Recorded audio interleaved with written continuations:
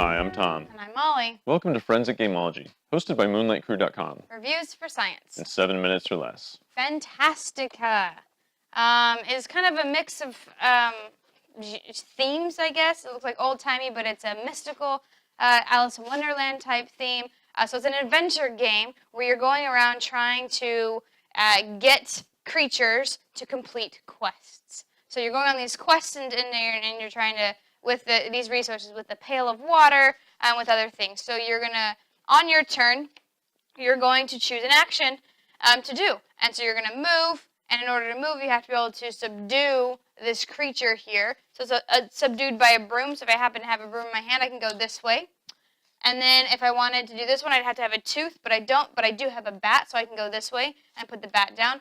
And then those go into my hand and give me better resources in the future. And that's one thing you can do. You can choose to complete a quest, which requires some amount of those icons as well. And then you get points for completing the quest. And the first person to, or team, this can be team-based, playing with 4 players, to a certain amount of points, which are these goblets up here, wins the game. And depending on how long you want the game to be, that's how many points it is, 8, 12, things like that. And so that's pretty much the game. You have gems that help you buy cards, which Tom was showing you. You have places to go to that give you those cards. If that's one of the actions you can take is to go to that deck and try to find an artifact that you want. And when you complete a quest, you have to be in a certain location. So these are also locations. And you have some tokens that help you get things that help you break those rules once when you have to use the token. So simplicity versus complexity. This game is not as simple as most other deck builders. This, as we should have said, is in the deck builder genre, and it's not as simple as the others. I find that the graphic design on the cards makes it very difficult. It's very busy, and I don't, at immediate glance, understand what it is I need to do with these. Right. It doesn't feel like there's a really cohesive structure to just the card faces. Whereas this guy, there's only one thing on here. It's just the art, and then there's a cat and a sword, which is labeled spatula, which is a little bit of fun theming.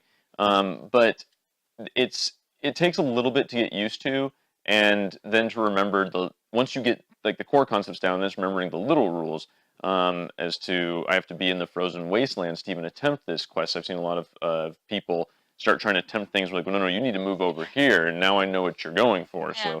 So it is a deck builder. It is graspable, and you'll get it in your first time playing, but it is a little bit to wrap your head around. Yeah, I would agree. There are a lot of icons. It's busy. And so I have to look at these cards multiple times because sometimes I think the tooth up here, which Tom says is the cat, the tooth here, I think that's what you need to subdue it in order to get the card, but it's not. It's down here. And it's down there on every single card, but I just feel, for some reason, my eye shoots the one that looks like it's the most available one. And so it is a bit busy. There's lots of things. There's 3 to 4 different decks of cards that you're dealing with that say different things. And so, yeah, I think there's a lot going on. But again, you play a couple turns and you'll understand. Even though I have to look, I still know what I'm looking for. And so the few small rules you might mess up, but you'll get it after 3 or 4 rounds. Luck versus strategy? There's a lot of luck in this game, but you can mitigate it because there's a mechanic in which you commit cards to quests for later turns. Otherwise, it would be impossible. But this quest needs 2 swords, and so if I only have 1, I can set it aside, and there you go. It's just available for later use, which is really nice because for such a just vast amount of icons, tons of different cards, all sorts of different things going on, you could really get bogged down in how lucky it is to have all these shared decks and people getting certain things and you getting your gems taken away or getting a bunch of these really just dud card peaceful dragons put in your deck. You can sort of even set those aside too to try to clean your deck out, which is very helpful. So there is a lot of strategy here despite a huge helping of luck.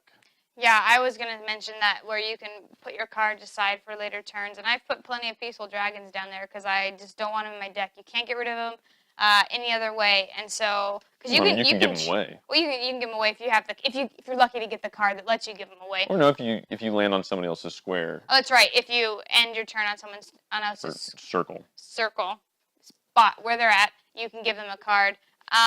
And so, because there is a mechanic of being able to get rid of cards by using these gems, that's an action you can take is to get rid of cards. So, yeah, I think this game is a good amount of luck, though, because if I need to get to the forest and I just can't get over this one, even though it's luck there, I have to use one of my tokens, things like that. But again, I have a token to use, so they've kind of thought about that and try to mitigate, being able to move around the board if you can't subdue these creatures. Fun versus boring. I think I find this game more fun than Tom does. I think the theme really speaks to me. Do I wish it was a little quicker? Maybe, but it's not like it's that long of a game. I think it's an hour when we've played it, around there. And so, but I think it's a fun little game to go around adventure and you're questing. That's always a fun theme for me, and I really like that it has what a net is a spider's web, and so it's like these little kids playing with what they have and making a story out of it, and I really think that's fun. That's probably why I like it. If you think this is little, I don't know. I don't want to know what you think is big. But is this game fun? It just takes too long to do what you need to do. You have a clear objective. You have to get 8 points. But getting there, you have to travel around the entire board, pick a bunch of stuff that you may not need to get to where you need to go. And then you have to start trying to discard a bunch of things to clear out all the chaff that you just picked up. It's got some clever mechanisms, but it takes too much to do what you want to do, and I find that to be boring when it feels like a constant slog. And if that's your thing, if you like slog, go nuts, but not for me. BGG rating, I'd probably give this a 7. I'd probably give it a 6. I mean, it's well done, but I don't really want to play it that much. Every time we get to multiples of 500 subscribers, we give away a free glitter paint. So make sure to subscribe now on YouTube. It could be you that wins. Fantastica. We've presented the evidence. You be the judge.